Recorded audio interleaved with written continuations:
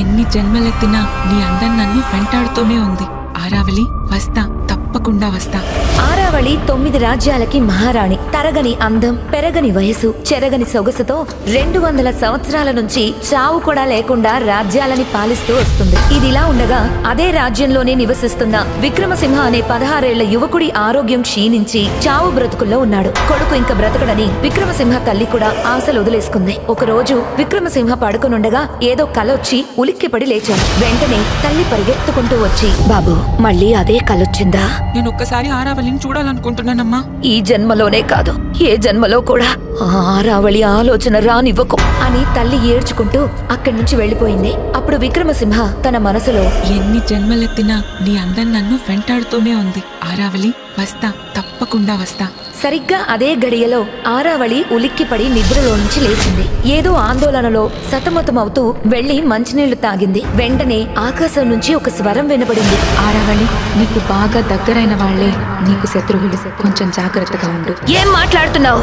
నన్ను తాకే మగాడు ఇంకా పుట్టలేదు అని గట్టిగా అరిచింది. చావులేని ఆరావళికి ఇప్పుడు తన అందం వల్ల ఎందుకు సమస్య రాబోతుంది? తల్లి విక్రమసింహని ఎందుకు హెచ్చరించింది? చావు బ్రతుకుల్లో ఉన్న విక్రమసింహకి ఆరావళికి ఏమైనా సంబంధం ఉందా? అసలు రేపో మాపో చనిపోయే ఒక యువకుడు చావులేని యోధురాలిని ఏం చేయాలనుకుంటున్నాడు? ఇంతకీ ఆరావళి జీవిత రహస్యం ఏంటి? 200 సంవత్సరాల నుంచి కుందన రాజ్యాన్ని పాలిస్తున్న ఆరావళి తరగని అందం, పెరగని వయస్సు, చెరగని సొగసుతో చావు కూడా లేకుండా చుట్టూ ఉన్న 9 రాజ్యాలను గుప్పిట్లో పెట్టుకుని అందర్నీ శాసిస్తోంది. మహారాణి ఆరావళి చావును ఎలా జయించిందో తెలుసుకోవాలనే క్రమంలో ఎందరో తమ ప్రాణాలు కూడా పోగొట్టుకున్నారు. తరాలు మారుతున్నా మహారాణి నిత్య యవ్వన రహస్యాన్ని ఏ తరంలోని వారు కూడా కనిపెట్టలేకపోయారు. ఆ రాజ్యంలో ఆరావళి చెప్పిందే ధర్మం, చేసిందే న్యాయం. తనకు ఎదురు తిరిగే ధైర్యం భూలోకంలోనే ఎవ్వరికీ లేదు. అయితే ప్రతిరోజు రాత్రి ఎంతో ప్రశాంతంగా ఆదమరిచి నిద్రపోయే ఆరావళి ఆ రోజు అకస్మాత్తుగా నిద్రలోంచి లేచింది. ఏదో పీడకల రావడంతో ఆమె శరీరం చెమటతో తడిచిపోయింది. గడిచిన 200 సంవత్సరాల కాలంలో ఆరావళి ఏ రోజు ఇంతలా కలవరపాటుకు గురికాలేదు. గత కొన్ని రోజుల నుంచి ఆమెను ఓ పీడకల వెంటాడుతూ నిద్రకు దూరం చేస్తోంది. నిద్రలోంచి లేచి మంచం దిగి మంచినీళ్లు తాగిన ఆరావళి మందిరం బయటకు వెళ్లి ఆకాశంలో ఉన్న నిండు చంద్రుణ్ణి చూస్తూ నిలబడింది. అసలేమైంది? నాకు ఏం జరుగుతోంది? ఎవ్వరో నాతో ఏదో చెప్పాలనుకుంటున్నారు, అదేంటి అని మనసులో అనుకుంటూ ఆకాశం వంక చూసింది. నల్లటి మేఘాల ఆవల ఉన్న తెల్లటి నక్షత్రాలు ఒక్కసారిగా భూమ్మీదికి దిగొచ్చినట్టు ఆకాశం నుంచి ఓ స్వరం వినిపించింది. ఆరావళి, నువ్వు చేసిన పాపం పండే రోజు దగ్గరలోనే ఉంది. జాగ్రత్తగా ఉండు. ఎవ్వరినీ నమ్మొద్దు. కాలాలు మారినట్టే మనుషులు కూడా మారుతూ ఉంటారు. నీకు బాగా తెలిసిన మనుషులే నిన్ను మోసం చేస్తారు అని మాటలు వినిపించాయి. ఆ మాటలు వినగానే ఆరావళి మొహం రౌద్రంగా మారిపోయింది. నన్ను మోసం చేస్తారా? ఈ సువిశాల రాజ్యంలో అంత ధైర్యం ఎవరికుంది అంటూ అహంకారంతో ఆమె పెదవులు విచ్చుకున్నాయి. అలా అనుకోవద్దు.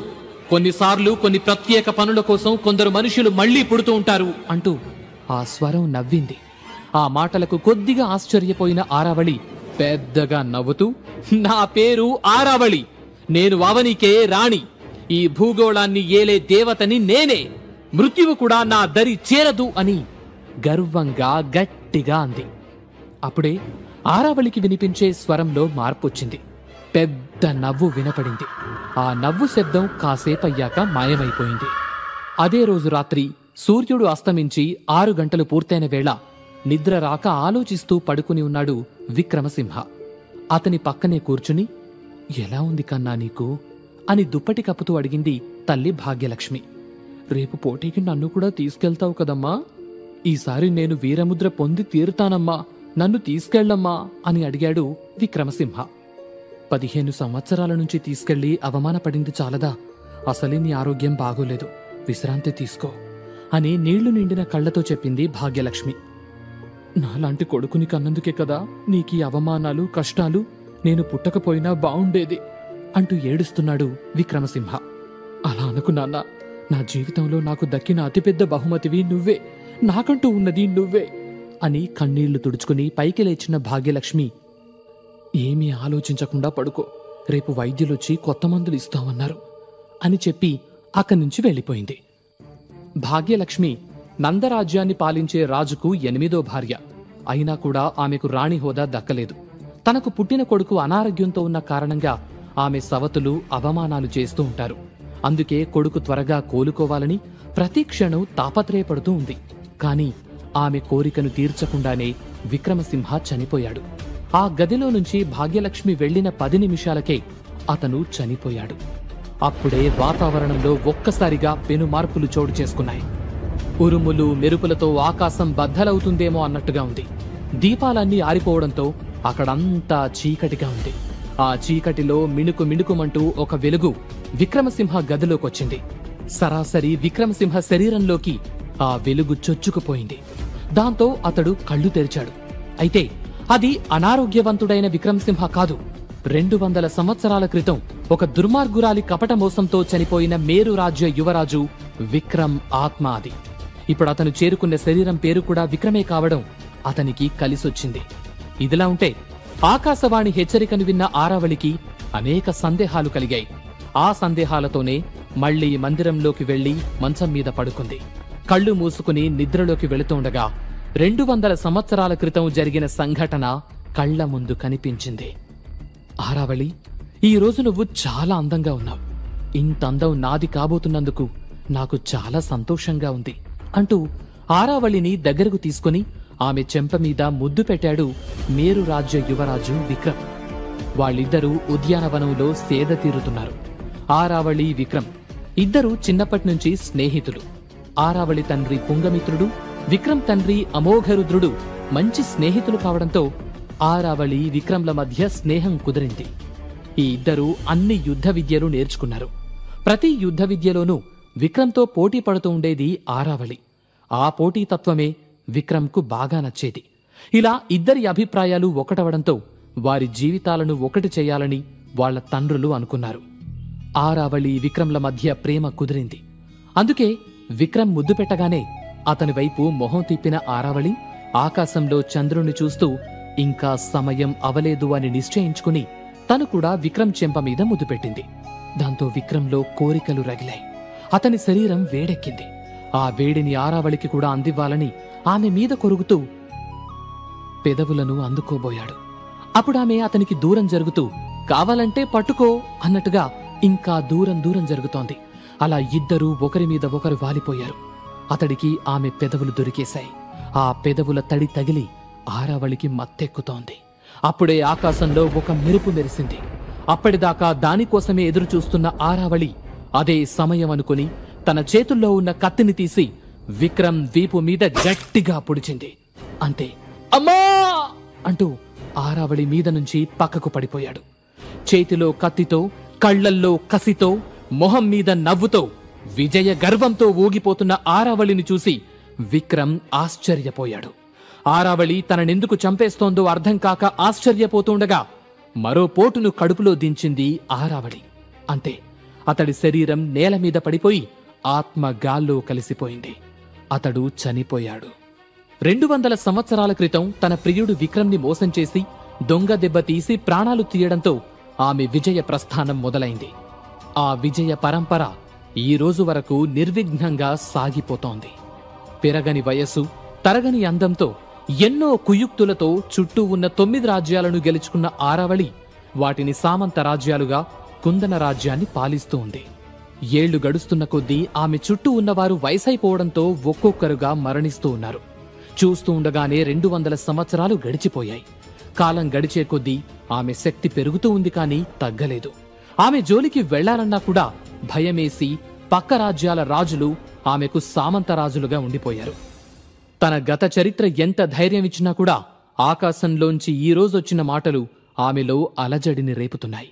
ఆ ఆలోచనల మధ్యే ఆరావళి నిద్రలోకి జారుకుంది. అయితే ఆరావళి చేతిలో చనిపోయిన విక్రమ్కు ఒక అనుమానం మిగిలిపోయింది. తనను ఆరావళి ఎందుకు చంపిందనేది విక్రమ్కు అర్థం కాలేదు. అది తెలుసుకోవడం కోసమే ఇప్పుడు 200 సంవత్సరాల తరువాత నందరాజ్యంలోని భాగ్యలక్ష్మి కొడుకైన విక్రమసింహ శరీరంలోకి ప్రవేశించాడు. కొడుకు చనిపోయాడని, కొడుకు శరీరంలోకి వేరే వ్యక్తి ఆత్మ చేరిందని తెలియని భాగ్యలక్ష్మి కొడుకు భవిష్యత్తు గురించి గదిలో కూర్చుని బాధపడుతోంది. భాగ్యలక్ష్మి నందరాజ్యానికి రాజైన వీరేంద్రకు 8వ భార్య. అతనికి భార్యగా రావడం ఇష్టం లేకపోయినా గత్యంతరం లేక పెళ్లి చేసుకుంది. పెళ్లి చేసుకున్న కొన్ని రోజులు ప్రేమగా చూసుకున్న వీరేంద్ర రోజులు గడిచే కొద్దీ మారిపోయాడు.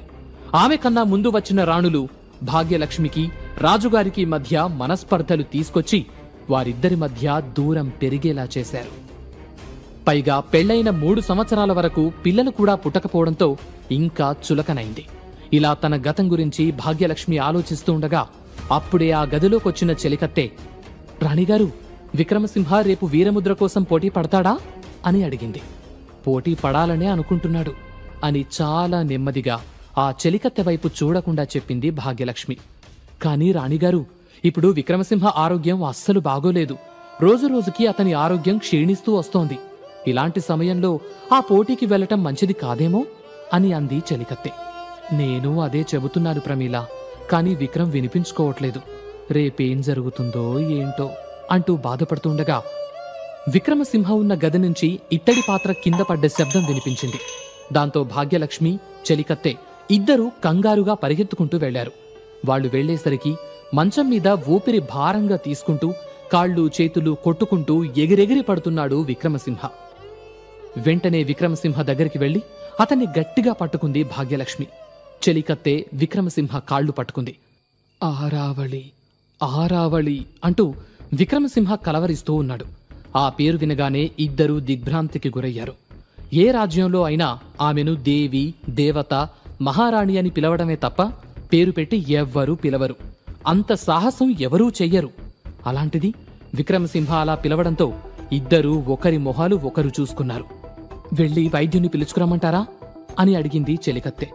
వద్దు, కాసేపు చూద్దాం అంటూ విక్రమసింహ నుదుటి మీద చెయ్యి పెట్టి సముదాయిస్తూ ఉంది భాగ్యలక్ష్మి. ఆమె చేతి స్పర్శ తగలగానే అతడు కాస్త కుదుటపడ్డాడు.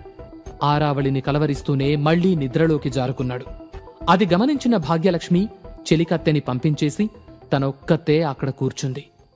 కొన్ని గంటల తర్వాత నెమ్మదిగా కళ్ళు తెరిచిన విక్రమ్ లేవడానికి ప్రయత్నం చేస్తున్నాడు. ఆ అలికిడి వినిపించడంతో భాగ్యలక్ష్మి కూడా నిద్రలేచి అతనికి సాయం చేయడానికి చేతులు పట్టుకోబోయింది. అప్పుడే ఆమె వంక చూసిన విక్రమసింహ కొద్దిగా ఆశ్చర్యపోయాడు.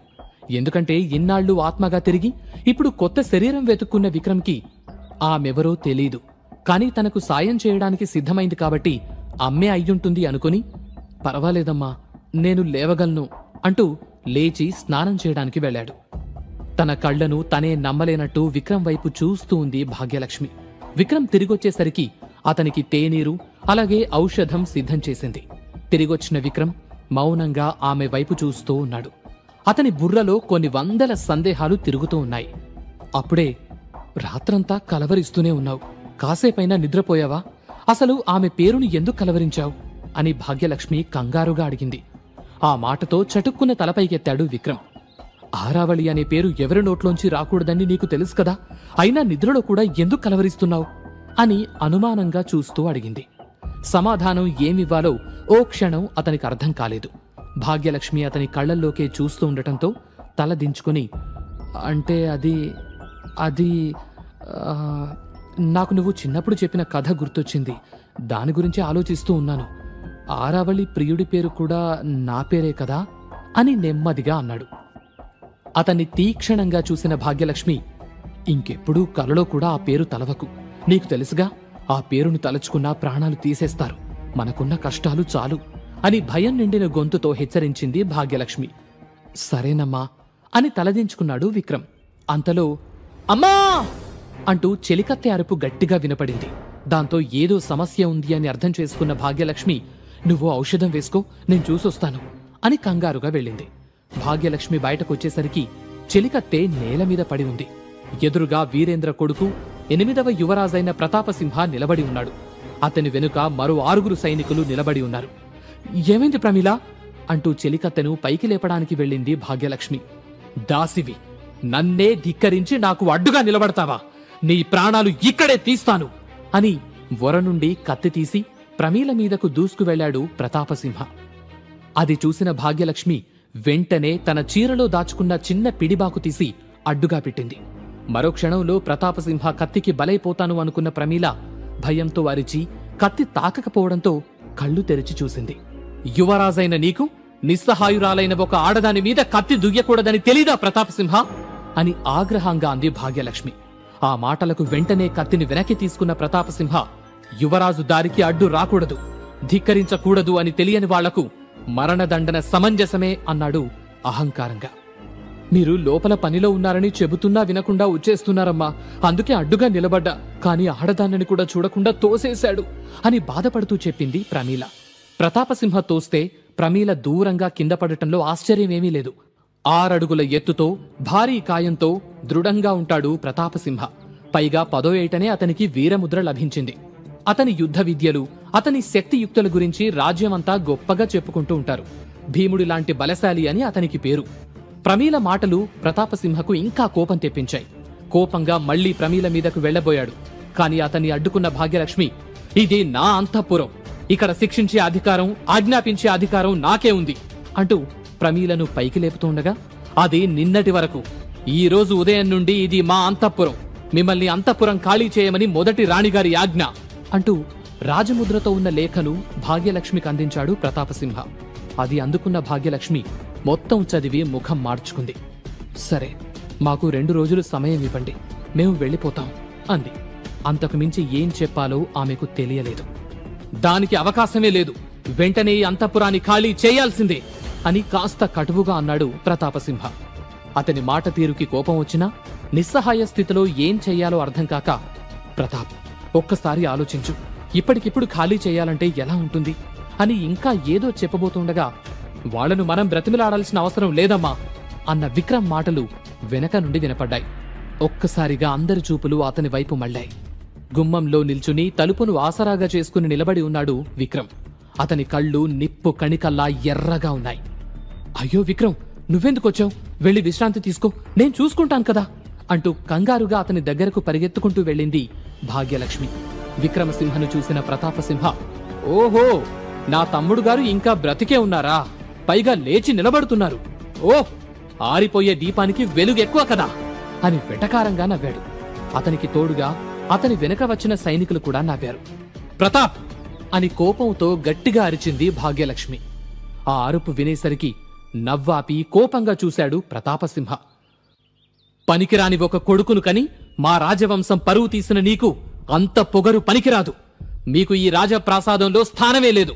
మీ స్థానం ఇక ఆ బానిసల స్థలంలోనే. పండి ముందికన్నుంచి అని అరిచాడు ప్రతాపసింహ.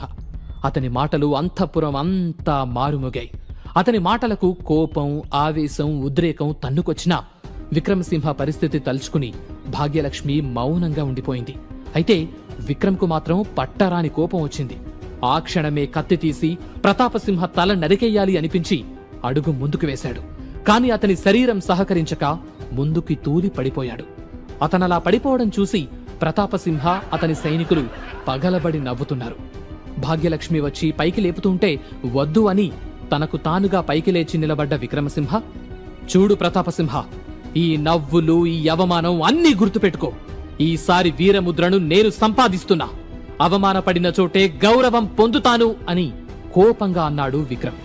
అతని మాటలకు, అతని నమ్మకానికి భాగ్యలక్ష్మే కాదు, మిగిలిన వారు కూడా ఆశ్చర్యపోతూ అతని వైపు చూస్తూ ఉన్నారు. రాజప్రాసాదం ఖాళీ చెయ్యాలని ప్రతాపసింహ చెప్పడంతో అతన్ని నరికేయాలి అనుకుని పైకి లేచి కింద పడిపోతాడు విక్రమసింహ. దాంతో అక్కడున్న అందరూ నవ్వుతారు. ఆ అవమానాన్ని చూడలేక విక్రమసింహను తీసుకుని అక్కడ్నుంచి వెళ్లిపోతుంది భాగ్యలక్ష్మి.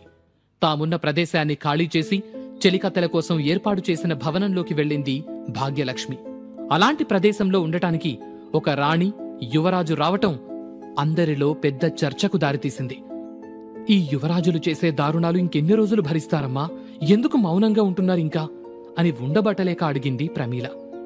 ఏం చేయమంటావు? నీకు తెలియని విషయాలు కొత్తగా ఏమైనా ఉన్నాయా? పరిస్థితులు మనకు అనుకూలంగా లేనప్పుడు మనం ఒక అడుగు వెనక్కి వేయడంలో తప్పేం లేదు ప్రమీల అని అంది భాగ్యలక్ష్మి. మీరు కూడా ఈ రాజ్యానికి రానే, అదెందుకు మర్చిపోతున్నారు అని మళ్లీ అడిగింది ప్రమీల. ఇప్పుడు నాకు ఆ హోదాలు ముఖ్యం కాదు, నా కొడుక్కి తల్లిగా ఉండి వాడి బాగోగులు చూడ్డం ముఖ్యం అని ఒక పక్కగా ఉన్న చెక్క మంచం మీద దుప్పటి వేసింది భాగ్యలక్ష్మి. మీరిలా తలవంచుతూ ఉండబట్టే వారి ఆటలు సాగుతున్నాయి. అని బాధపడుతూ ప్రమీల అనగానే, తలెత్తుకునే రోజు వస్తుంది. ఆ రోజు నేను తల వంచటానికి కారణమైన ప్రతి ఒక్కరికి సమాధానమిస్తాను అని కాస్త గట్టిగా అంది భాగ్యలక్ష్మి. ఇకపోతే విక్రమసింహ శరీరం ఇంకా చాలా బలహీనంగా ఉంది. తల్లికి సహాయం చెయ్యాలని ఉన్నా కూడా చెయ్యలేక నిస్సహాయంగా ఒక పక్కన కూర్చుని చూస్తూ ఉన్నాడు. ఆ ఇంట్లో ఒక చెక్క మంచం తప్ప మరేమీ లేకపోవడంతో ప్రమీలకు బాధగా అనిపించింది. దాంతో, ఇక్కడుండమనడమే తప్పంటే కనీస అవసరాలకు ఏమీ ఏర్పాట్లు చేయకపోవడమేంటమ్మా, మీరన్నా అడగాలి కదా అని అంది.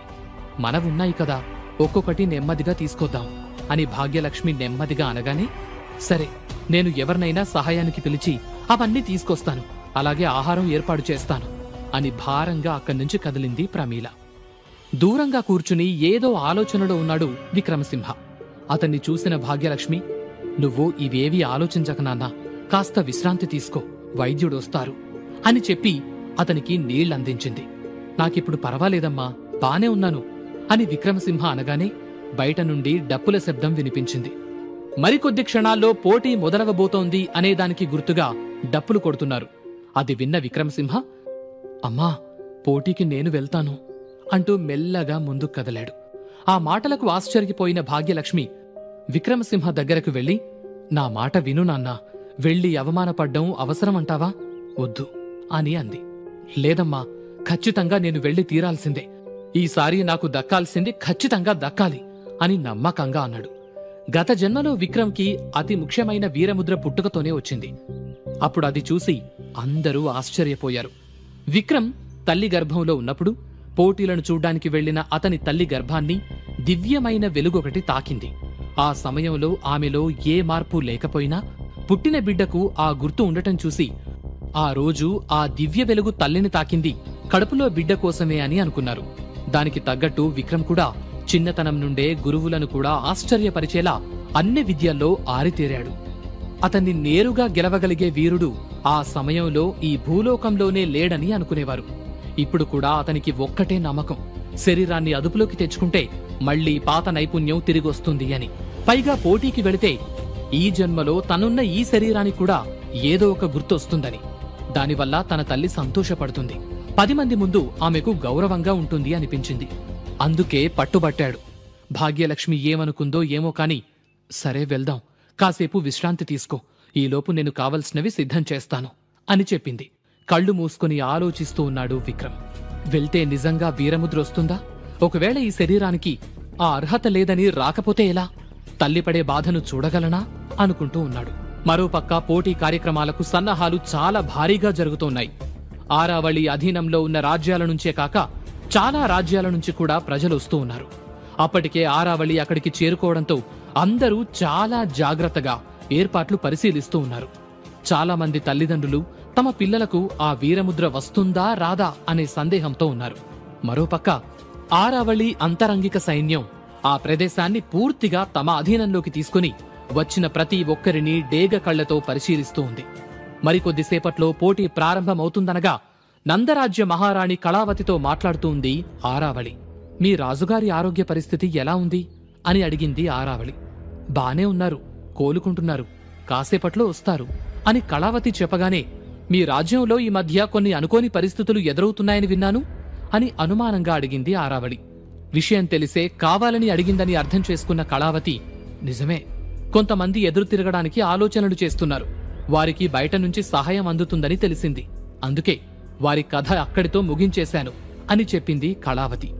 తప్పు చేశావు కళావతి అని కాస్త కోపంగా అంది ఆరావళి.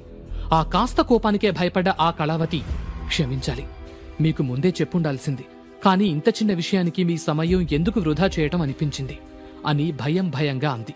విషయం చిన్నదా పెద్దదా అని కాదు, బొరియ నుండి తోక కనబడింది కదా అని వెంటనే తోక కత్తిరించకూడదు, కన్నేసుంచి తల ఎక్కడుందో వెతికి పట్టుకుని అప్పుడు తల కూడా తీసేయాలి అని కళ్ళు పెద్దవి చేస్తూ అంది. కళావతికి ఏం మాట్లాడాలో అర్థం కాలేదు. అలాగే, ఇకపైన మీరు చెప్పిందే అనుసరిస్తాను అని తల వంచుకుని చెప్పింది. అప్పుడే ఆ మందిరం బయట అడుగుల శబ్దం అవడంతో ఇద్దరూ మాటలు ఆపేశారు. అక్కడికొచ్చిన ప్రతాపసింహ తల వంచి ఇద్దరికీ అభివాదం చేసి, మీరు రావడానికి అక్కడ అన్నీ సిద్ధమయ్యాయి రాణిగారు అని అన్నాడు. ప్రతాపసింహ తల వంచి కూడా తనని చూడ్డానికి దొంగచూపులు చూస్తున్నాడని గమనించిన ఆరావళి ప్రతాప్, తలెత్తి నన్ను చూడొచ్చు అంటూ నవ్వింది. ఆమె మాటలు వినేసరికి తడబడ్డ ప్రతాపసింహ క్షమించండి మహారాణి అని తల దించుకునే చెప్పాడు. అతన్నలా చూసిన ఆరావళి రాణివైపు తిరిగి, మీ చెల్లెలి కొడుకు కదా అని అడిగింది. అవును మహారాణి, చాలా బలశాలి, ఒక్క పిడిగుద్దుతో ఏనుగునైనా కూల్చగలడు, పైగా బుద్ధిశాలి, ఈ రాజ్యానికి కాబోయే సేనాధిపతి అంటూ నవ్వింది. సేనాధిపతి అని వినగానే అతని పిడికిళ్లు బిగుసుకున్నాయి. అది గమనించింది ఆరావళి. చూద్దాం, అతని అర్హతకి ఏది దక్కాలో అదే దక్కుతుంది అని ప్రతాపసింహను చూస్తూ చిన్న నవ్వు నవ్వింది. ఆ తర్వాత ఆరావళిని సాదరంగా వేడుక దగ్గరకు తీసుకెళ్లారు. ఇదిలా ఉంటే గదిలో కళ్ళు మూసుకుని కూర్చున్న విక్రమ్ మెల్లగా నిద్రలోకి జారుకున్నాడు. అతని కళ్ల ముందు అగ్ని కీలలు కనబడుతున్నాయి. ఆ అగ్ని గోళంలోని ఇనుప చువ్వలకు తనను కట్టిపడేశారు. అతని ఎదురుగా ఆరావళి నిల్చుని ఉంది. ఆమెను చూసి ఆరావళి అని పెద్ద కేక వేశాడు. అతని కేకకు సమాధానంగా ఒక నవ్వు నవ్వింది ఆరావళి. నేను తిరిగొస్తాను, నాకు సమాధానం కావాలి అని మళ్లీ అరిచాడు విక్రమ్. అయితే ఆరావళి నుండి ఎలాంటి సమాధానం రాలేదు. నిస్సహాయంగా కళ్ళు మూసుకున్న విక్రమ్ నేను వెళ్ళాలి అంటూనే అతని చేతుకున్న సంకెళ్లు విడిపించుకోవడానికి ప్రయత్నం చేస్తున్నాడు. అతను ప్రయత్నం చేస్తున్న ప్రతిసారి అగ్ని ఎగసిపడుతూ సంకెళ్లింకా బిగుసుకుపోతున్నాయి. ఆ అగ్ని తాకిడికి ఒళ్ళు మండిపోతున్నా వెనక్కి తగ్గని విక్రమ్ ప్రయత్నం చేస్తూనే ఉన్నాడు. అప్పుడే విక్రమ్ అంటూ ఒక గొంతు వినిపించింది. దాంతో పెనుగులాడ్డం ఆపి ఆశ్చర్యంగా చుట్టూ చూశాడు. అక్కడెవరూ కనిపించకపోవడంతో ఎవరు అని గట్టిగా అరిచాడు విక్రమ్. మరుక్షణమే అతనికి కొన్ని మాటలు వినిపించాయి. కోపం, పగ, ద్వేషం, ఆవేశం ఇవన్నీ ఆలోచనల్ని చంపేస్తాయి. అందుకే నీ బలాన్ని నువ్వు తెలుసుకోలేక ఇందులో బందీగా ఉండిపోతున్నావు. నీకిప్పుడు కావలసింది ఆలోచన, ప్రశాంతత. ఇప్పుడు నీ చుట్టూ ఉన్న ఈ అగ్ని నీ మానసిక స్థితి, ఆ సంకెళ్ళు నీ మానసిక సంఘర్షణలు. వాటిని నువ్వు జయిస్తేనే నీకు విజయం దక్కుతుంది అని వినపడింది. ఆ మాటలు విన్న విక్రమ్ సింహ ఆలోచనలో పడ్డాడు. వెంటనే అతనికి కావలసిన సమాధానం దొరకడంతో దీర్ఘంగా శ్వాస తీసుకుని కళ్ళు మూసుకున్నాడు. కొన్ని క్షణాల్లో అతని సంకెళ్ళు మాయమైపోయాయి. అతని చుట్టూ ఉన్న అగ్నిగోళం మాయమయ్యింది. మీరెవరో నాకు తెలీదు, నాకు దారి చూపించినందుకు ధన్యవాదాలు అని కళ్ళు మూసుకునే అన్నాడు విక్రమ్. అప్పుడే మళ్లీ మాటలు వినిపించాయి. గాలి, ఆకాశం, భూమి, నీరు, నిప్పు ఇవన్నీ ప్రకృతికి మూలం. అవన్నీ మానవుడిలో కూడా ఉన్నాయి. మనిషిలో అంతర్గతంగా సంఘర్షణ ఎక్కువైనప్పుడు అతనిలో ఉన్న పంచభూతాలు కూడా ఘర్షణకు గురవుతాయి.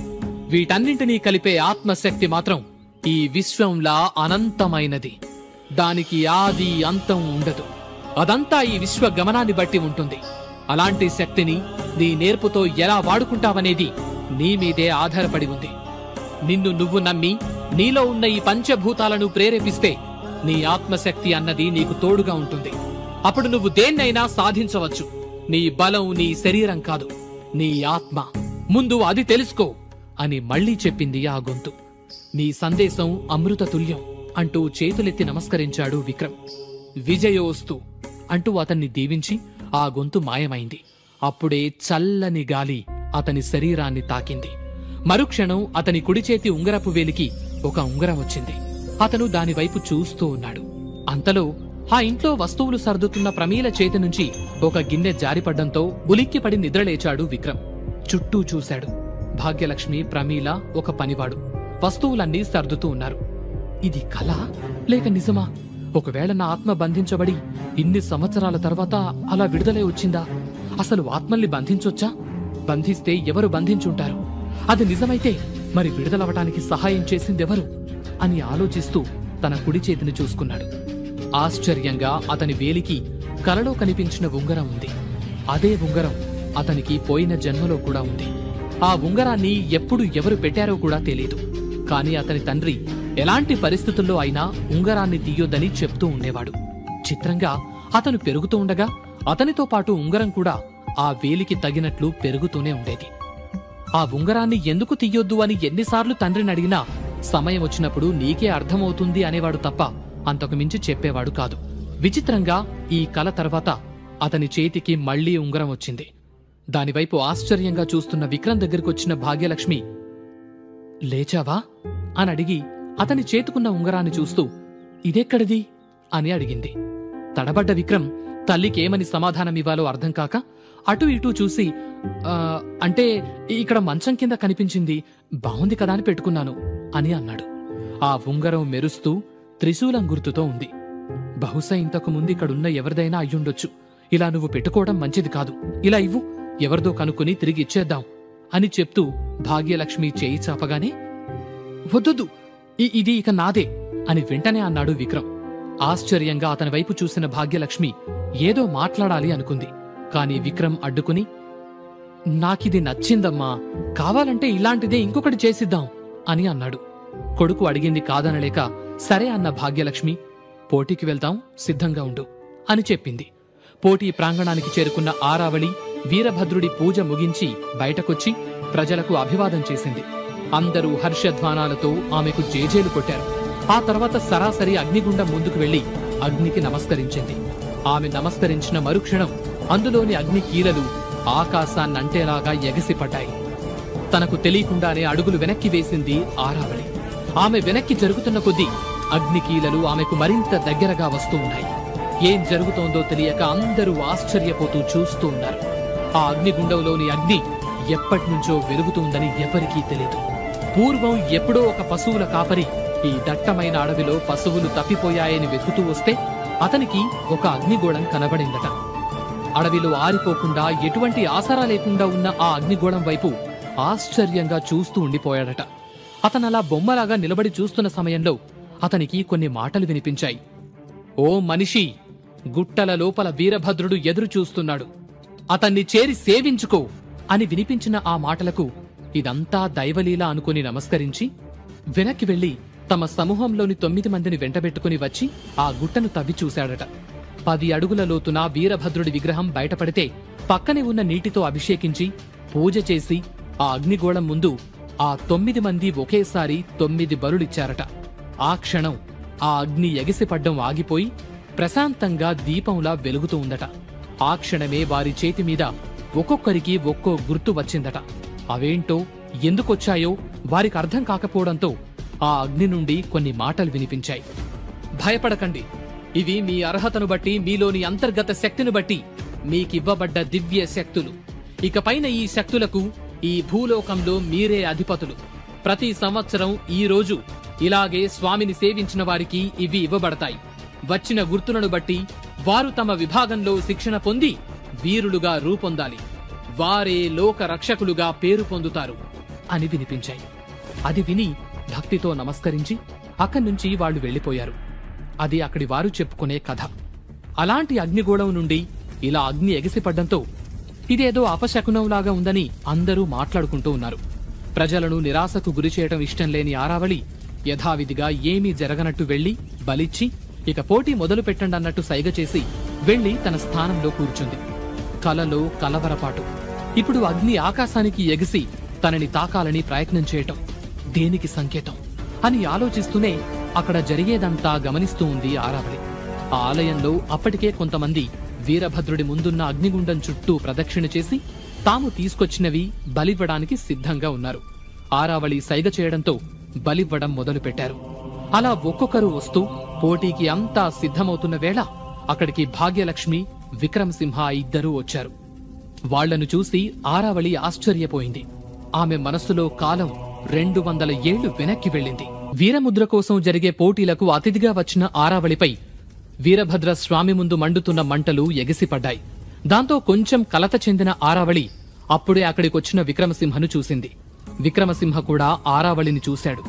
ఆరావళిని చూసిన మరుక్షణం విక్రమ్ కాళ్లు తనకి తెలియకుండానే ఆగిపోయాయి. అది గమనించిన భాగ్యలక్ష్మి ఏమైందన్నట్టు చూసి అతను చూస్తున్న వైపే చూసి అక్కడ ఆరావళి ఉండటంతో కంగారుపడి విక్రమ్ అని పిలిచింది. ఒక్కసారిగా ఉలికిపడ్డాడు విక్రమ్. ఆరావళిని చూస్తుంటే విక్రమ్లో కోపం పెరుగుతూ ఉంది. అతని పిడికిళ్లు బిగుసుకున్నాయి. అదే క్షణంలో విక్రమ్ సింహని ఆరావళి కూడా చూసి ఇతనెవరు? 200 సంవత్సరాల క్రితం చనిపోయిన విక్రమ్ పోలికలతో ఉన్నాడు అని మనసులో అనుకుని ఎవరతను అని పక్కనే ఉన్న రాణి కళావతిని అడిగింది. నా సవతి కొడుకు దేవి అని అసహనంగా సమాధానమిచ్చింది కళావతి. ఇంతకు ముందెప్పుడు అతన్ని చూసినట్టు గుర్తులేదు అని ఆరావళి అడగటంతో వాళ్లు ప్రతిసారి వస్తూనే ఉన్నారు, కానీ ఆ సమయానికి మీరు వెళ్లిపోయేవారు. అతను ఒక రోగి, ఈ రోజే ఇలా నడుచుకుంటూ రావటం నేను మొదటిసారి చూస్తున్నాను దేవి అని చెప్పింది కళావతి. అప్పటికే ఆరావళికి దగ్గరగా వచ్చిన భాగ్యలక్ష్మి ప్రణామాలు దేవి అని గౌరవపూర్వకంగా తల వంచి నమస్కరించింది. విక్రమ్ మాత్రం కళ్ళార్పకుండా ఆరావళి వైపే చూస్తూ ఉన్నాడు. ఆరావళి అతని కళ్లవైపు చూసింది. ఆ కళ్లలో కోపం అగ్నిలా రగులుతోంది. ఆరావళి విక్రమ్ వైపు చూస్తుందని గమనించిన భాగ్యలక్ష్మి తన కొడుకు ఇంకా ఆరావళికి నమస్కరించకుండా ఆమె వైపు కళ్ళార్పకుండా చూస్తున్నాడని విక్రమ్ నమస్కరించు అని చెప్పింది. భాగ్యలక్ష్మి వైపు ఆరావళి వైపు చూసిన విక్రమ్ చిన్నగా నవ్వి 2 చేతులు జోడించి ప్రణామం ఆరావళి అని ఆగి ఆరావళి కళ్ళలోకి సూటిగా చూసి దేవి అని అదో మాదిరిగా అన్నాడు. ఆ పిలుపులో కొంచెం ప్రేమ, కొంచెం వ్యంగ్యం కలగలిపి ఉండటంతో అక్కడున్న వారందరికీ ఆ పిలుపు కొంచెం విచిత్రంగా వినిపించింది. దాంతో అందరూ ఆశ్చర్యపోయారు. ఆరావళికైతే మాటలు రాలేదు. ఎందుకంటే ఎన్నో ఏళ్ల తర్వాత మళ్లీ అలాంటి పిలుపు ఆమె చెవిన పడింది. ఆమె ప్రియుడు విక్రమ్ దేవి అని కాస్త విచిత్రంగా ఇప్పుడు విక్రమ్ పలికినట్టుగానే పలికేవాడు. దాంతో ఒక్కసారిగా ఆమె ఆలోచనలు 200 ఏళ్లు వెనక్కి వెళ్లిపోయాయి.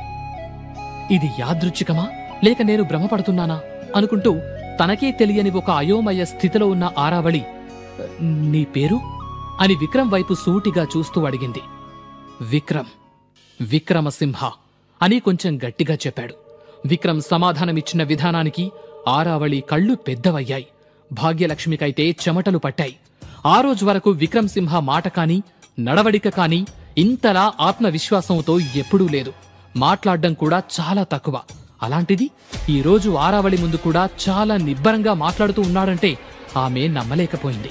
ఇటువైపు ఆరావళికి విక్రమ్ పేరు పదే పదే వినిపిస్తోంది. విక్రమసింహ, విక్రమసింహ, విక్రమసింహ అని పదే పదే తన మనసులో వినిపించటంతో ఆమె ముఖంలో భావాలు మారిపోయాయి. అది చూసిన భాగ్యలక్ష్మి ఆరావళికి ఎక్కడ కోపం వచ్చిందో అని భయపడి దేవిగారు మన్నించాలి, నా కొడుకుది ఏదో చిన్నతనం, తెలియక మాట్లాడాడు అని ఇంకా ఏదో మాట్లాడబోయింది. కాని చెయ్యెత్తి చాలు అన్నట్టుగా ఆరావళి చూపించటంతో భాగ్యలక్ష్మి చెప్పడం ఆపేసింది. అయితే విక్రమ్ మాత్రం కన్నులు తిప్పకుండా చిత్రమైన నవ్వుతో ఆమెను చూస్తూ ఉన్నాడు. పద అంటూ విక్రమ్ను అక్కడి నుంచి తీసుకుని వెళ్లిపోయింది భాగ్యలక్ష్మి. అప్పటిదాకా అదంతా చూస్తూ ఆశ్చర్యపోయిన కళావతి ఆరావళి వైపు చూసి వారి ప్రవర్తనకు దేవిగారు క్షమించాలి అని అడిగింది. కాని ఆరావళి మాత్రం ఆపు అన్నట్టు సైగ చేసి అతనిపై ఓ కన్నేసుంచు అని ఆజ్ఞాపించింది. సరే అన్నట్టుగా తలూపింది కళావతి. భాగ్యలక్ష్మి, విక్రమ్ ఇద్దరూ వెళ్లి తమకు కేటాయించిన కుర్చీల్లో కూర్చున్నారు. మరికొద్ది క్షణాల్లో పోటీ ప్రారంభం కానుంది. అందరూ చాలా ఆసక్తిగా ఉన్నారు. పోటీ జరిగే ప్రదేశంలో ఎవరు దేనిలో గెలుస్తారో, అలా గెలిచిన తర్వాత వాళ్లకు వీరముద్ర వస్తుందా లేదా, ఆ భగవంతుడు ఎవరిపై కరుణిస్తాడో అంటూ అందరూ ఎదురు చూస్తున్నారు. మొత్తం 9 రకాల పోటీలుంటాయి. కత్తి, ధనుస్సు, ఈటె ఇలా మొదలగు ఆయుధాలతో కూడినటువంటి పోటీలతో పాటు బరువులెత్తడం, కుస్తీ పోటీ వంటివి కూడా ఉంటాయి. అయితే 9 రకాల పోటీల్లో ఏదో ఒకటి ఎంచుకుని పోటీలోకి అడుగుపెట్టి ఆ పోటీకి వచ్చిన మిగతా వారితో తలపడాల్సి ఉంటుంది. మొత్తానికి ఆ పోటీలో ఎవరు గెలుస్తారో వాళ్లే విజేత. విజేతగా గెలిచిన వారు వీరభద్రస్వామి ముందు మండుతున్న అగ్ని దగ్గరకు వెళ్లాలి. అప్పుడే ఆ అగ్ని ఒక ముద్రనిస్తుంది. అదే వీరముద్ర. అయితే కొన్నిసార్లు విజేతలకు కూడా ఆ వీరముద్ర రాకపోవచ్చు. దానికి కారణం ఆ పోటీలో అతను నిజాయితీగా పాల్గొనకపోవటమే కారణమై ఉంటుంది. అందుకే అత్యంత శ్రద్ధతో, నిజాయితీతో పోటీలో పాల్గొనాల్సి ఉంటుంది. వీరముద్రల్లో కూడా 9 రకాలుంటాయి. ఆ ముద్రల్లో మొదటి 4 సాధారణ వీరులకొచ్చే గుర్తులైతే మిగిలిన 5 పంచభూతాల శక్తికి సంబంధించిన గుర్తులు. అతి తక్కువ మందికి మాత్రమే పంచభూతాల గుర్తులు వస్తూ ఉంటాయి. అసలు ముద్ర రాకుండా ఉండటం కన్నా ఆ 9 ముద్రల్లో ఏదో ఒకటి రావడమే గొప్ప అనుకుని పొంగిపోతూ ఉంటారు. ముద్ర వచ్చిన ప్రతి ఒక్కరూ ఆ ముద్రకు సంబంధించిన ప్రత్యేక శిక్షణకు పంపబడతారు. పోటీ మొదలైంది. మొత్తం 9 పోటీల్లో పోరు చాలా హోరాహోరీగా ఉంది. అయితే అందరి దృష్టి మాత్రం విక్రమసింహ మీదే ఉంది. అతడు కత్తి యుద్ధం ఎంచుకున్నాడు. పోటీల్లో అన్నింటికంటే కష్టమైంది అదే. ఎందుకంటే ఏమాత్రం చిన్న పొరపాటు జరిగినా ప్రాణం పోతుంది. కొడుకు కత్తి యుద్ధం ఎంచుకోవటంతో ఆశ్చర్యపోయిన భాగ్యలక్ష్మి అదే సమయంలో భయపడింది. సరిగ్గా నిలబడలేనివాడు కత్తి పట్టుకుని ఎలా యుద్ధం చేయగలడు అని ఆమె భయపడింది. కాని మారు మాట్లాడలేదు. ఎందుకంటే ఆ పోటీకి దిగిన వారితో ఇతరులు మాట్లాడకూడదు. అందుకే భయంగా చూస్తూ ఉంది. మరోవైపు యువరాజైన ప్రతాపసింహకు నవ్వొచ్చింది. వీడికి మూడినట్టుంది, ఈరోజు వీడి పనైపోతుంది అని అనుకున్నాడు. అటు రాణి కళావతి, మహారాణి ఆరావళి కూడా ఆశ్చర్యంగా చూస్తూ ఉన్నారు. ఏదో వింతను చూస్తున్నట్టు కళావతి చూస్తే తనకేదో కొత్తగా కనిపిస్తున్నట్టు ఆరావళి చూస్తోంది. వీళ్ళిలా ఆలోచనల్లో ఉండగానే పోటీ మొదలైంది. అందరూ నోళ్లు తెరిచి ఆశ్చర్యపోతూ చూస్తూ ఉండగానే కత్తి యుద్ధంలో గెలిచేశాడు విక్రమసింహ. ఒక్కసారిగా అందరూ ఆశ్చర్యపోయారు. కత్తి యుద్ధంలో విక్రమసింహ గెలవడం అనేది అంత సులభం కాదని అనుకున్న వాళ్ళందరూ చాలా సులభంగా గెలిచిన విక్రమసింహను చూస్తూ ఏం మాట్లాడాలో తెలియక మౌనంగా ఉండిపోయారు. ఆ ప్రదేశమంతా అలా నిశ్శబ్దంగా ఉన్న సమయంలో భాగ్యలక్ష్మి గొంతులోంచి ఏడ్చినట్టు వచ్చిన శబ్దం అందరికీ వినిపించింది. ఆమె ఏడుస్తోంది, కాని ముఖంలో బాధలేదు. సంతోషంతో ఆనందాన్ని పట్టలేక ఏడుస్తోంది. ఎందులోనూ గెలవలేనివాడు ఉంటే ఎంత, చనిపోతే ఎంత అని హేళన చేసిన వాళ్లను తలుచుకుంటూ నా కొడుకు గెలిచాడని చెప్తున్నట్టుగా చాలా గట్టిగా ఏడుస్తోంది. అది చూసిన విక్రమ్ కళ్లల్లో కన్నీళ్లొచ్చాయి. కాని అతను ఏడవలేదు. ఏడవకూడదని అనుకున్నాడు. పోటీలో గెలవగానే వీరముద్ర కోసం వీరభద్రుడి దగ్గరికి వెళ్లాడు విక్రమసింహ. ఇప్పుడు అందరిలోనూ మరింత కంగారు మొదలైంది. ఎందుకంటే పోటీల్లో విజేతగా గెలవడం ఒక్కటే ముఖ్యం కాదు, వీరముద్ర రావడమనేదే ముఖ్యం. చాలా మందికి పోటీలో గెలిచినా కూడా వీరముద్ర రాదు. ముందే చెప్పినట్టు నిజాయితీ ఉంటేనే వీరముద్ర వస్తుంది. అందుకే అక్కడున్న అందరూ విక్రమసింహకు వీరముద్ర రాదనే ఆలోచనలో ఉన్నారు. బలహీనుడైన విక్రమసింహ పోటీలో గెలిచాడంటే ఏదో మాయ చేసి ఉంటాడని, దానివల్ల అతడు వీరముద్రకు అనర్హుడవుతాడని అందరూ అనుకుంటున్నారు. ప్రతాపసింహ, కళావతి కూడా అలాగే అనుకుంటూ విక్రమసింహ వైపే చూస్తూ ఉన్నారు. కళావతికి మనసులో అనేక సందేహాలు కలిగాయి. ఆ సందేహాలను నివృత్తి చేసుకోవడానికి పక్కనున్న రాజుగారి రెండవ భార్య రాజ్యలక్ష్మితో, మొన్న వీడిని చూసిన వైద్యుడు గంటలో వీడి ప్రాణం పోతుందని చెప్పాడు నాకు. ఇప్పుడు చూస్తే వీడు కత్తి యుద్ధంలో గెలిచాడు. అసలేం జరిగింది అని అడిగింది. నాకు అదే అర్థం కావటం లేదు. వైద్యుడు పొరపాటు పడ్డాడా, లేక భాగ్యలక్ష్మి ఏదన్నా మాయ చేసిందా అనేది అర్థం కావట్లేదు. కొంపదీసి వీడికిప్పుడు వీరముద్ర వస్తుందా ఏంటి అని రెండో భార్య సందేహపడింది. ఇన్ని సంవత్సరాలు రానిది ఇప్పుడు రావడమంటే అసంభవం. చూద్దాం ఏం జరుగుతుందో అని అంది కళావతి. వీరి సంభాషణ వినే స్థితిలో ఆరావళి లేదు. పోటీలో విజేతగా నిలిచిన విక్రమసింహ వీరభద్రుడి దగ్గరికి వెళ్లి నిలబడ్డ మరుక్షణం అగ్నిగుండం నుంచి అగ్ని మరింత ప్రకాశవంతంగా ఆకాశంలోకి ఎగసిపడుతోంది. అది చూసిన అందరూ ఒకంత భయాందోళనకు గురయ్యారు. కాని విక్రమ్ మాత్రం బెదరకుండా అలాగే నిల్చుని ఉన్నాడు. ఆరావళి అక్కడ జరిగేదంతా నిశితంగా గమనిస్తూ ఉంది. రాజ పరివారం మొత్తం ఆసక్తిగా చూస్తూ ఉన్నారు. అక్కడున్న వారందరూ విక్రమసింహకి వీరముద్ర రాదనే అనుకుంటున్నారు. కొన్ని క్షణాలకు ఎవరూ ఊహించని విధంగా అగ్నిగుండం నుంచి అగ్ని పైకి ఎగసి వెంటనే మళ్లీ గుండంలో అగ్ని అనేదే కనబడకుండా మాయమైపోయింది. అది చూసిన అందరూ దిగ్భ్రాంతి చెందారు. అదేంటి, ఎన్నడూ అగ్నిలో హెచ్చుతగ్గులు వచ్చింది కూడా లేదు. అలాంటిది ఈ రోజు మొదటిసారిగా ఆరావళి నిల్చున్నప్పుడు ఆకాశంలోకి అగ్ని కీరలు ఎగిసిపడ్డాయి. ఇప్పుడేమో విక్రమ్ నిల్చుంటే అగ్ని దాదాపు కనబడకుండా పోయింది. అసలేం జరుగుతోంది? ఈ సంకేతం మంచికా చెడుకా అని ఎవరికి వారు ఆలోచనల్లో ఉండగానే మళ్లీ అగ్నిగుండం నుంచి ఒక మెరుపు లాంటిది ఆకాశంలోకి ఎగసింది. అందరూ నోళ్లు వెళ్లబెట్టి చూస్తూ ఉండగానే గాల్లోకి వెళ్లిన మెరుపు శ్రీచక్రం ఆకారంలోకి మారి నేరుగా విక్రమ్ మీదకి వచ్చి తాకింది. ఆ వచ్చిన కాంతిని తట్టుకోలేక అందరి కళ్ళు మూసుకుపోయాయి. ఆ కాంతి తాకిన మరుక్షణం విక్రమ్లో ఏదో కొత్త శక్తి ప్రవేశించింది. అప్పుడే అతనికి వీరముద్ర వచ్చిందా లేదా అని భాగ్యలక్ష్మి పరుగు పరుగున విక్రమ్ దగ్గరికొచ్చింది. కాని అక్కడున్న పూజారిని చూసి ఆగిపోయి అతడిని ముట్టుకోకుండా అలాగే నిలబడి చూస్తూ ఉంది. దాంతో ఆ పూజారి వెంటనే పరుగు పరుగున వెళ్లి విక్రమ్ చేతిని పరిశీలించాడు. విక్రమ్ చేతిపైన ఉన్న ముద్ర చూసిన మరుక్షణం అతని పెదవులపైన ఒక నవ్వు వచ్చింది. అది పైకి కనబడనివ్వకుండా మౌనంగా 2 అడుగులు వెనక్కి వెళ్లి నిలబడ్డాడు. దాంతో ఏమైంది పూజారి గారు, గుర్తు రాలేదా అని బాధగా అడిగింది భాగ్యలక్ష్మి. అంటే అమ్మా, అది ఎలా చెప్పాలో అర్థం కావటం లేదు అని నీళ్లు నమిలాడు పూజారి. సంశయించకుండా ఉన్నదే చెప్పండి. అయినా ఇన్ని సంవత్సరాలు రాంది ఇప్పుడొస్తుందా? వచ్చుండదులే అంటూ కళావతి నవ్వుతుండగా వచ్చిందమ్మా అన్నాడు పూజారి. వచ్చిందా అంటూ కళావతి ఆశ్చర్యపోతుంటే సంతోషంతో ఉప్పొంగిపోయిన భాగ్యలక్ష్మి వేగంగా వెళ్లి విక్రమ్ చేతిని చూసింది. కాని అతని చేతిపైన ఉన్న ముద్ర రావాల్సిన 9 ముద్రల్లో ఏదీ రాకపోవడంతో అర్థం కాక వెనక్కి తిరిగి పూజారి వైపు చూసింది. పూజారి మౌనంగా ఉండడం చూసిన కళావతి వచ్చిందా వస్తే ఏ ముద్రొచ్చింది అని పూజారిని అడిగింది. అంటే అది అది నాకు అర్థం కావటం లేదు తల్లి.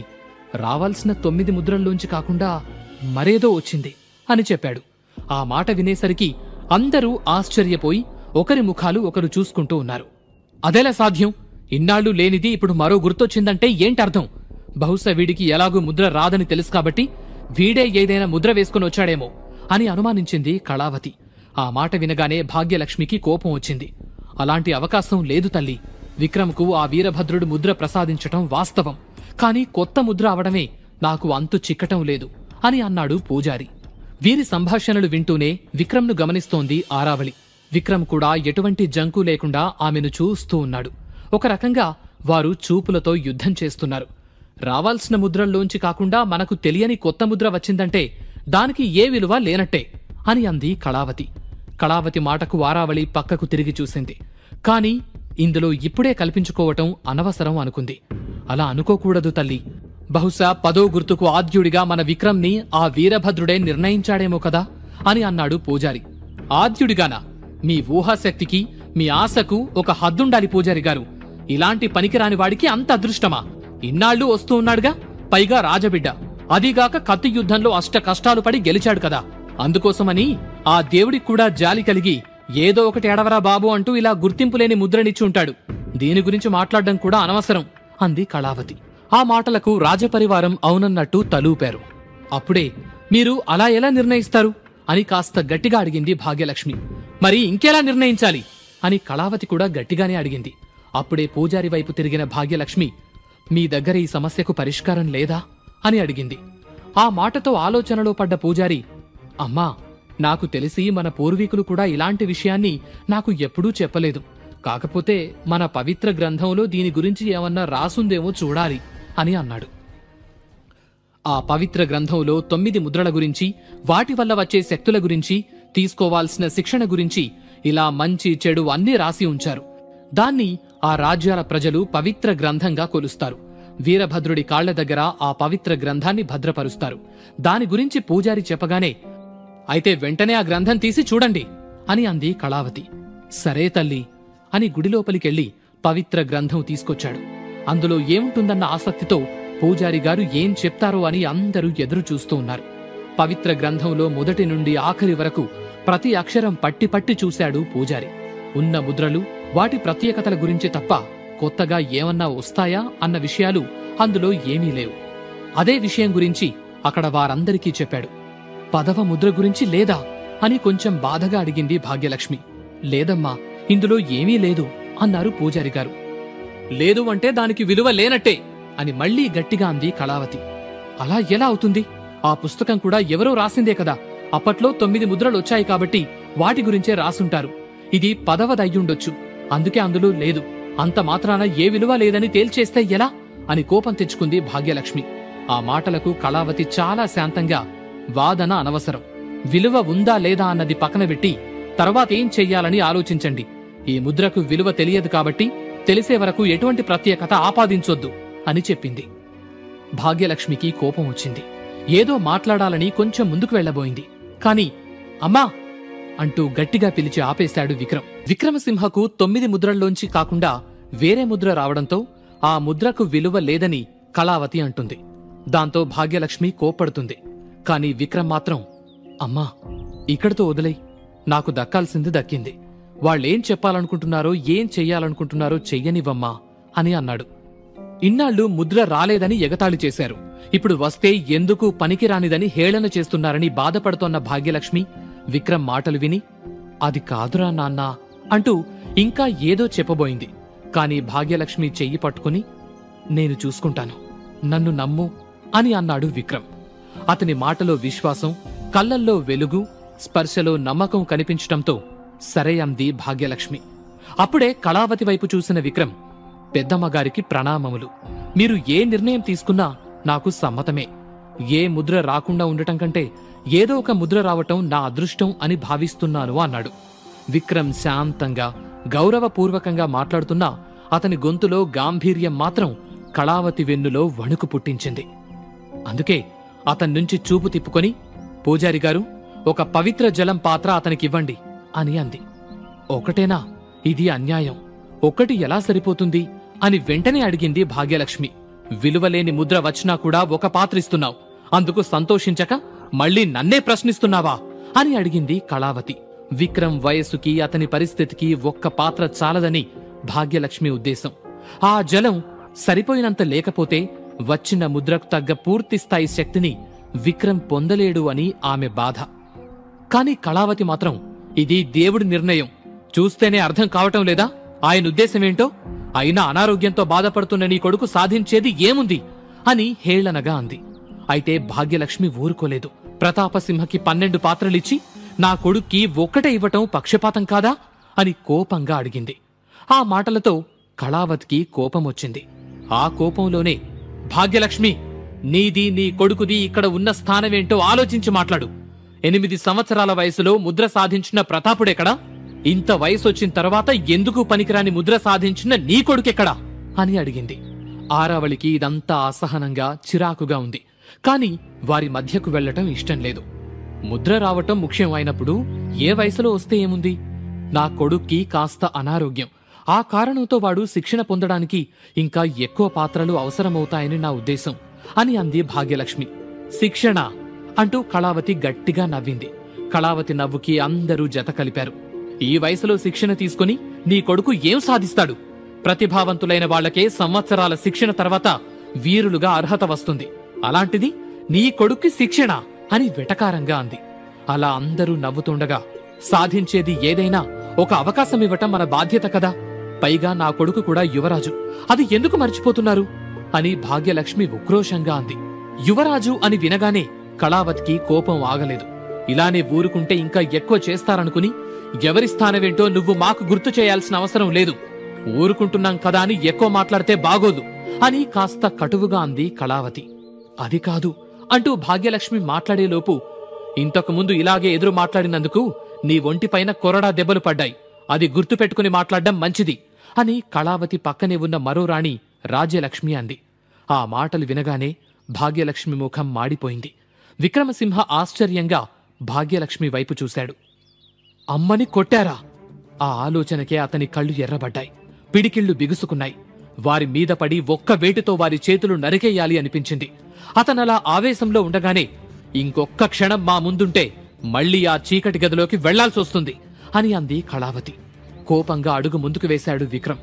అది గమనించిన భాగ్యలక్ష్మి అతని చెయ్యి పట్టుకుని, తొందరపడకు నాన్నా అని నెమ్మదిగా అంది. నిన్ను కొట్టడమేంటమ్మా అని బాధగా అడిగాడు విక్రమ్.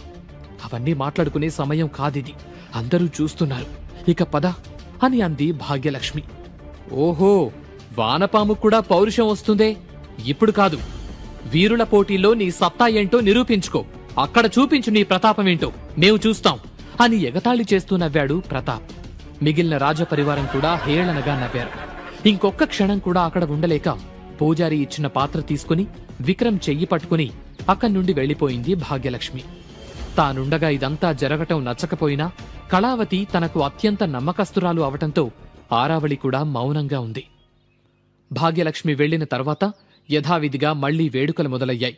నిన్ను కొట్టారని మాట్లాడుతున్నారేంటమ్మా అని ఇంట్లోకి అడుగు పెట్టడంతోనే అడిగాడు విక్రమ్. అదేం లేదులే, నువ్వు కాస్త విశ్రాంతి తీసుకో అంది భాగ్యలక్ష్మి మాట దాటవేస్తూ. లేదు, అసలేం జరిగిందో నాకు తెలియాలి అని ఆగ్రహంతో ఊగిపోతూ అన్నాడు విక్రమ్. అతనికి ఎలా చెప్పాలో తెలియక, చెబితే అతని ఆగ్రహం వల్ల ఆరోగ్యానికి మళ్లీ ఏదైనా ఇబ్బంది అవుతుందేమోనన్న సంశయంతో మౌనంగా తలదించుకుంది భాగ్యలక్ష్మి. అప్పుడే, నేను చెబుతాను బాబూ అంటూ అక్కడికొచ్చింది ప్రమీల. భాగ్యలక్ష్మి కోపంగా ప్రమీల వైపు చూసి, వద్దు ప్రమీల అని అడ్డుకుంది. కాని ప్రమీల ఆగలేదు. భయం దేనికి తల్లి? ఇన్నాళ్లు మన బాబు ఎందుకు పనికిరాడని, అనారోగ్యంతో పుట్టాడని, అతని జాతకం వల్లే రాజుగారు కూడా అనారోగ్యంగా తయారయ్యారని, మీ పాదం మంచిది కాదని అవమానించారు కదా. ఇప్పుడు మన విక్రమ్కి కూడా వీరముద్ర వచ్చింది, పైగా చూడండి ఎంత ఆరోగ్యంగా అందరిలా ఉన్నాడో అని అంది. ఆ క్షణం విక్రమ్ తనని తాను చూసుకున్నాడు. పూర్తిగా కాకపోయినా 50% ఆ శరీరం కోలుకుంది. ఆ శరీరంలోకొచ్చినప్పుడు ఉన్న అసౌకర్యం ఇప్పుడు లేదు. అప్పుడే చెప్పొద్దన్నట్టు ప్రమీలకు సైగ చేసింది భాగ్యలక్ష్మి. దాంతో విచిత్రంగా మనం ఇల్లు మారిన తర్వాత ఇంకా తొందరగా కోలుకుంటున్నాడు కదా అని విక్రమ్ని చూస్తూ అంది ప్రమీల. కాని శిక్షణకు వీడి శరీరం సహకరిస్తుందంటావా అని అనుమానంగా అడిగింది భాగ్యలక్ష్మి. ఇద్దరి వైపు మార్చి మార్చి చూసిన విక్రమ్, అసలు అమ్మనెందుకు కొట్టారు, ఎవరు కొట్టారు అని మళ్లీ అడిగాడు. అది విన్న భాగ్యలక్ష్మి విక్రమ్ దగ్గరికి వెళ్లి, జరిగిపోయిందేదో జరిగిపోయింది, అది వదిలే, ఇక నీ శిక్షణ గురించి ఆలోచించు అని అంది. జరిగింది చెప్పమంటూ భాగ్యలక్ష్మి చేతులు పట్టుకున్నాడు విక్రమ్. ఆ పట్టు, ఆ స్పర్శ కొత్తగా అనిపించాయి భాగ్యలక్ష్మికి. అదేంటో అర్థం కాకపోయినా విక్రమ్ ముఖంలోకి చూస్తూ, ఎందుకో రాత్రి నుండి నా కొడుకు నాకే కొత్తగా కనపడుతున్నాడు. లేవలేడనుకున్నవాడు లేచి మామూలుగా తిరుగుతున్నాడు. ముద్ర రాదనుకుంటే సంపాదించాడు. ఈ రోజు నాకు చాలా సంతోషంగా ఉంది. అందుకే పాత విషయాలను వదిలేసి ఈ సంతోషాన్ని అనుభవిద్దాం అని కన్నీళ్లు పెట్టుకుంది. ఆమె మాటలకు విక్రమ్కి కూడా కన్నీళ్లొచ్చాయి. ఆ కన్నీళ్లు తుడుస్తూ, నాకేం పెద్ద కోరికలు లేవు విక్రమ్. న్యాయంగా నీకు దక్కాల్సిన గౌరవం, స్థానం దక్కితే చాలు. ఇన్నాళ్లు పోరాడి పోరాడి అలిసిపోయాను అని అంది భాగ్యలక్ష్మి. నీకోసమైనా నేను వచ్చే పోటీల్లో గెలుస్తానమ్మా. ఇన్నాళ్లు మనకు జరిగిన అవమానానికి తగిన సమాధానమిస్తాను అని అన్నాడు విక్రమ్. ఆనంద భాష్పాలతో వాళ్లని చూస్తూ నిలబడింది ప్రమీల. మరోపక్క వేడుకలు ఇంకా పూర్తవకుండానే ఆరావళి వెళ్తాను అనటంతో జరగాల్సిన మిగిలిన కార్యక్రమాలు రాజ్యలక్ష్మికి అప్పజెప్పి ఆరావళిని సాగనంపడానికి ఆమెతో పాటు కళావతి, ప్రతాప్ కూడా వెళ్లారు. ముగ్గురూ కలిసి అతిథి మందిరంలోకి వెళ్లారు. జరిగిన సంఘటన మీకు అసౌకర్యం కలిగిస్తే మమ్మల్ని క్షమించండి అని ఆరావళితో అంది కళావతి. ఇలాంటివేవైనా ఉంటే అవి చూసుకోవలసింది అక్కడ కాదు. వాళ్లు రావడం ఇష్టం లేనప్పుడు రాకూడదని ఆజ్ఞ జారీ చేస్తే సరిపోయేది అని అసహనంగా అంది ఆరావళి. మన్నించండి, వాళ్లు వస్తారని మేం ఊహించలేదు అని అదోలా మొహం పెట్టింది కళావతి. ఆమెకు సమాధానమివ్వకుండా ప్రతాపుడి వైపు చూసిన ఆరావళి, నీ శిక్షణ ఎంతవరకు పూర్తయింది అని అడిగింది. ఆ గదిలోకి అడుగుపెట్టిన క్షణం నుంచి ప్రతాపుడు ఆరావళినే చూస్తూ ఉన్నాడు. అతని మనసులో ఒక ప్రశ్న తొలుస్తూ ఉంది. అతను పుట్టినప్పటి నుండి ఆరావళి గురించి కథలు కథలుగా విన్నాడు. ఆ కథలన్నీ నిజమే అన్నట్టుగా ఉందామె. కళ్ళు తిప్పుకోలేని అందం, చూస్తే 28 సంవత్సరాలకు మించి వయస్సు కనబడదు. అసలు ఆమె వయస్సు 200 సంవత్సరాల కంటే ఎక్కువే ఉంటుందంటే ఎవ్వరూ నమ్మరు. పైగా ఆమెకు వయసు పెరగటం ఎలా ఆగిపోయిందనే రహస్యం కూడా బయటకి తెలీదు. అందుకేనేమో అందరూ దేవతగా కొలుస్తారు. అంతేకాక ఆమెకు కొన్ని శక్తులున్నాయనే నమ్మకం కూడా జనాల్లో ఉంది అని మనసులో అనుకున్నాడు. ప్రతాపసింహ సమాధానమివ్వకుండా నిలబడి ఉండటంతో, నిన్నే ప్రతాప్, దేవి అడుగుతున్నారు కదా అంది కళావతి గట్టిగా. ఆ మాటలతో టక్కున ఈ లోకంలోకొచ్చిన ప్రతాప్, బాగా జరుగుతుంది దేవి అని తడబడుతూ చెప్పాడు. అతని ప్రవర్తనకు ఎక్కడ ఆరావళికి కోపం వస్తుందో అని భయపడ్డ కళావతి, ఇప్పుడు వీడి బలం ముందు ఈ రాజ్యంలో ఉన్న ఎవరైనా దిగుదుడిపే. ఒక్క దెబ్బతో ఏనుగునైనా మట్టి కరిపించగలడు అని అంది. అలాగా అన్న ఆరావళి పైకి లేచి అతని ముందుకు వెళ్లి, ఏది ఇక్కడ కొట్టు అంటూ తన చేయిని గాల్లో పైకి లేపింది. ఆ మాటలకు ఇద్దరూ ఆశ్చర్యపోయారు. దేవి, మీరు నన్ను అని భయంగా ఆమె వైపు, కళావతి వైపు చూశాడు ప్రతాప్. వేగంగా లేచి అక్కడికొచ్చిన కళావతి, వాడేదైనా తెలియక తప్పు చేసుంటే పెద్ద మనసు చేసుకుని మన్నించి దయచూపండి దేవి అని వేడుకోలుగా అంది. మీరిద్దరూ ఎందుకింత భయపడుతున్నారు? నేనేమన్నా రాక్షసలాగా కనబడుతున్నానా? కొట్టు ప్రతాప్, నీ బలమేంతో నాకు చూడాలని ఉంది అని మళ్లీ చెప్పింది ఆరావళి. ప్రతాప్కి అప్పటికే భయంతో చెమటలు పట్టేశాయి. మాటలు రాక గుటకలు మింగుతున్నాడు. కొడతావా లేక అంటూ కత్తి తీసి వేగంగా కళావతి గొంతుమీద పెట్టి, నీ పెద్దమ్మ తల తీయమంటావా అంటూ నవ్వింది ఆరావళి. కళావతికి భయమేసింది. కాని ఆరావళి ఆ విషయాన్ని పట్టించుకోకుండా ప్రతాప్ వైపు చూస్తూ, అలా చూస్తావే, నీ బలమే కదా చూపించు అన్నది అని అంది. ఇక కొట్టడం తప్పదనుకున్న ప్రతాప్ 2 చేతులతో నమస్కరించి, దేవిగారి ఆజ్ఞ అని అన్నాడు. అది వీరుడి లక్షణం అని చేతిని మళ్లీ పైకి లేపి అతనికి అనువుగా పెట్టింది. కళ్ళు మూసుకుని దీర్ఘంగా శ్వాస తీసుకుని భయంగానే ఆమె చేతి మీద పిడికిలి బిగించి కొట్టాడు ప్రతాప్. భయంతో కళావతి కాళ్లు వణుకుతూ ఉన్నాయి. నేనేమన్నా చిన్నపిల్లననుకున్నావా ప్రతాప్? జాలి చూపిస్తున్నావు? నీ బలమంతా ఉపయోగించుకొట్టు అని చేతిని కదిపింది ఆరావళి. ఆ మాటలతో కళావతి వైపు చూశాడు ప్రతాప్. ఆమె కళ్ళు కొట్టమన్నట్టు సైగ చేశాయి. దాంతో ఈసారి బలమంతా ఉపయోగించి కొట్టాడు. ఆ దెబ్బకు ఆమె చెయ్యి విరిగిపోతుంది, వెనక్కి ఎగురుకుంటూ వెళ్లి పడుతుందనుకున్నాడు ప్రతాప్. కాని అతను ఊహించినట్టు ఏమీ జరగలేదు. ఆమె కదలటం కాదు కదా, కనీసం ఆమె చెయ్యి కూడా కదల్లేదు. ప్రతాప్ మాత్రం చెయ్యి నొప్పితో విలవిల్లాడిపోయాడు. ప్రతాప్ అవస్థను చూసి ఆరావళి నవ్వుకుంటూ కళావతి వైపు చూసి, వీడి గురించేనా ఏనుగును కొడతాడు అది ఇది అంటూ గొప్పలు చెప్పావు అని వెక్కిరింపుగా అంది. అంటే అది దేవి అని నీళ్లు నమిలింది కళావతి. చెయ్యి నొప్పితో బాధపడుతున్న ప్రతాప్ని చూసి, బలం శక్తి ఒంట్లో మాత్రమే ఉంటే సరిపోదు, మానసికంగా కూడా బలంగా ఉండాలి, అప్పుడే నీ ఒంట్లోని బలం అన్నది పూర్తి స్థాయిలో ఉపయోగించగలవు అని అంది ఆరావళి. క్షమించండి, ప్రతాప్కి ఇంకా మంచి శిక్షణనిప్పిస్తా అని తలదించుకుని అంది కళావతి. ఏ శిక్షణకైనా గురువు అవసరం, ఏ విద్యకైనా శిక్షణ అవసరం, కాని అవి నేర్చుకునే సమయంలో శరీరానికి ఆత్మశక్తికి అనుబంధం ఉండాలి. అలాంటప్పుడే గొప్ప వీరుడిగా తయారవుతావు అని అంది ఆరావళి. అలాగే దేవి, మీరు చెప్పింది అనుసరిస్తా అని తలదించుకుని అంది కళావతి. ప్రతాప్ వైపు తిరిగిన ఆరావళి నొప్పిగా ఉందా అని అడిగింది. అవునన్నట్టు ఏడుపు ముఖం పెట్టి తల ఊపాడు ప్రతాప్. చెయ్యివ్వు అంటూ అతని చేతిని తీసుకుని ఒక్క క్షణం కళ్ళు మూసుకుని అతని చేతిని వదిలేసింది. అంతే, మరుక్షణం అతని నొప్పి మాయమైపోయింది. ఆశ్చర్యపోయిన ప్రతాప్ నమ్మలేనట్టు చూస్తూ ఉన్నాడు. నువ్వు వీరుడిగా నా ముందు నిలబడాలంటే నీకుండాల్సిన బలమేంటో తెలుసా అంటూ అతని ముందుకొచ్చిన ఆరావళి అతని గుండెపైన నెమ్మదిగా కొట్టింది. ఏమి జరిగిందని ఊహించేలోపు 10 అడుగుల దూరంలో పడ్డాడు ప్రతాప్. కళావతి నిర్ఘాంతపోయి చూస్తూ ఉంది. ఆరావళి ప్రతాప్ని బలంగా కొట్టలేదు. అసలు ఆ చేయి అతన్ని తాకిందా లేదా అనేది కూడా అక్కడ వారికి తెలియలేదు. అంత వేగంగా జరిగిందా సంఘటన. కళావతి వెంటనే ప్రతాప్ దగ్గరికి పరిగెత్తుకుని వెళ్లి చూసింది. ప్రతాప్ స్పృహలో లేడు. స్పృహలోకి రావడానికి 1 రోజు పట్టొచ్చు, కంగారు పడకు అంటూ అక్కడున్న సింహాసనం మీద కూర్చుంది ఆరావళి. ఏమీ మాట్లాడలేక మౌనంగా ఉండిపోయింది కళావతి. ఇప్పుడు ఆరావళి ఇలా చేయడానికి కారణమేంటో కళావతికి అర్థమైంది. నీ ముందు మేమంతా అల్పులం అని నిరూపించటానికే ఇలా చేశావా ఆరావళి అన్నట్టుగా ఆమె వైపు చూస్తూ ఉంది కళావతి. సింహాసనం మీద దర్జాగా కూర్చుని నువ్వనుకున్నది నిజమే అని సమాధానం చెబుతున్నట్టుగా చూసింది ఆరావళి.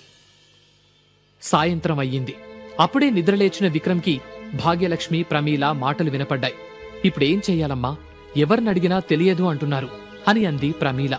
వాళ్లు దేని గురించి అంతలా మదన పడుతున్నారో విక్రమ్కు అర్థం కాలేదు. అందుకే, ఏమైందమ్మా, మళ్ళీ ఏదైనా సమస్య వచ్చిందా అని భాగ్యలక్ష్మి పక్కన కూర్చుంటూ అడిగాడు. అవును, పరిష్కారం దొరకటం లేదు. మీరు పొందిన వీరముద్ర కొత్తది కదా, అదేంటనేది ఎవరికీ తెలియదు.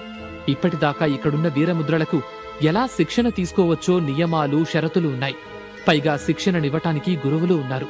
కాని ఇప్పుడు మీ ముద్రకి శిక్షణ ఎలా ఇవ్వాలనేది తెలియటం లేదు. అదే సమస్య అని చెప్పింది ప్రమీల. నిజమే, ఈ విషయం ఇప్పటిదాకా అతను ఆలోచించలేదు. ఈ ముద్ర ఏ శక్తికి సంబంధించింది, ఎలా శిక్షణ తీసుకోవాలి అనుకుంటూ అతను కూడా ఆలోచనలో పడ్డాడు. రాజకుమారి విక్రమసింహాన్ని ఎందుకు చంపింది? ఈ ప్రశ్నకి సమాధానం తెలుసుకోవడానికి వెంటనే పాకెట్ FM డౌన్లోడ్ చేసి వినండి జగదేక వీరుడు.